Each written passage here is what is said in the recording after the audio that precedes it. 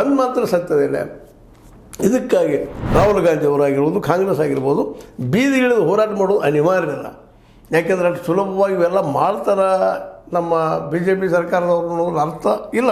ಅವ್ರು ಈಗಾಗಲೇ ಹೇಳ್ತಾ ಇದ್ದಾರೆ, ಹತಾಶೆಯಿಂದ ಮಾತಾಡ್ತಾರೆ ರೀ, ಸೋತಿದ್ದಕ್ಕೆ ಮಾತಾಡ್ತಾರೆ. ಹತಾಶೆ ಇರೋದ್ರೆ ರೀ, ಸೋತ ತಕ್ಷಣ ಹತಾಶೆ ಇದ್ದೇ ಇರ್ತದೆ. ಅದ್ರ ಕಾರಣ ಜನ್ಯೂನ್ ಹುಡುಕಿದಾರಲ್ಲ ಅವರು, ಅದಕ್ಕೆ ಉತ್ತರ ಕೊಡ್ಬೇಕಾಗಿದೆ. ನೀವು ಇವು ಎಲ್ಲಿದ್ದು ಬಂದು, ಹೆಂಗೆ ಬಂದು, ಇದು ಉತ್ತರ ಕೊಡಬೇಕಾಗಿದೆ ಎಲೆಕ್ಷನ್ ಕಮಿಷನ್. ನೀವಲ್ಲ, ಬಿ ಜೆ ಪಿಗೆ ಇನ್ನು ಕೇಳ್ತಾ ಇಲ್ಲ ಅವರು, ಬಿ ಜೆ ಪಿಗೆ ಪ್ರಶ್ನೆ ಮಾಡ್ತಾ ಇಲ್ಲ. ಇದರಿಂದ ಬಿ ಜೆ ಪಿ ಇದ್ದಾರೆ, ಆ ಮಾತು ಬೇರೆ. ಬಿ ಜೆ ಪಿಗಿಂತ ಎಲೆಕ್ಷನ್ ಕಮಿಷನ್ ಉತ್ತರ ಕೊಡಬೇಕಾಗಿದೆ. ಇವು ಹೆಂಗೆ ಅದು ಎಲ್ಲ ಕಡೆ ತೋರಿಸ್ತಾ ಇದ್ದಾರೆ, ಅದು ಎಲ್ಲ ರೆಡಿ ಮಾಡಿದ್ದಾರೆ ಇವತ್ತು. ಈ ಒಂದು ಏನಪ್ಪ ಅಂದ್ರೆ ಕಡಿಮೆ ಅಂದ್ರೆ ಒಂದು 100 ಸ್ಥಾನಗಳು ಹೆಚ್ಚು ಕಡಿಮೆ ಏನಪ್ಪ ಅಂದ್ರೆ ಎಲ್ಲ ಕಡೆಯಿಂದ ಗದ್ದಲ ಮಾಡಿಸಿಂದ ಆಯ್ಕೆ ಆಗಿದ್ದಾರೆ ಅಂತ ಹೇಳಿ ನೇರವಾಗಿ ಆರೋಪ ಮಾಡ್ತಾ ಇದ್ದಾರೆ ರಾಹುಲ್ ಗಾಂಧಿ ಅವರು.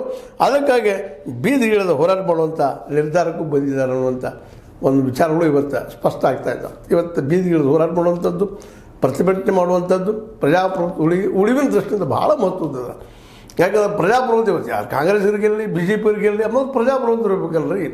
ನಾವು ಮತ ಹಾಕಿದಂಥವ್ರು, ನಾವು ಇಲ್ಲಿ ಸರ್ದಾರರು, ಮತ ಹಾಕುವಂಥ ಮತದಾರರು, ಮತ್ತು ಅವ್ರ ಮತನ ಅಲ್ಲಿ ಸರಿಯಾಗಿ ಕೌಂಟ್ ಆಗಿರ್ತಾರೆ. ಮತ್ತು ಅದ್ರ ಜೊತೆಗೆ ಸಾಕಷ್ಟು ಎಲೆಕ್ಷನ್ ಕಮಿಷನ್ ಬೇಡಿಕೆ ಇಡಿ, ಮಿನಿಮಮ್ ಇ ವಿ ಪ್ಯಾಡ್ ಏನಪ್ಪ ಅಂತಂದ್ರೆ ಈ ವಿ ಎಮ್ ಮಷಿನ್ ಜೊತೆ ಈ ಪ್ಯಾಟ್ಗಳನ್ನ ವಿ ವಿ ಪ್ಯಾಟ್ಗಳನ್ನ ಹಾಕಬೇಕು ಅಂತ ಕೇಳಿದ್ರು. ಅದು ಆಗಲಿಲ್ಲ. ಯಾಕಂದ್ರೆ ಇಲೆಕ್ಷನ್ ಏನಪ್ಪ ಅಂತಂದ್ರೆ ಈ ದೇಶದ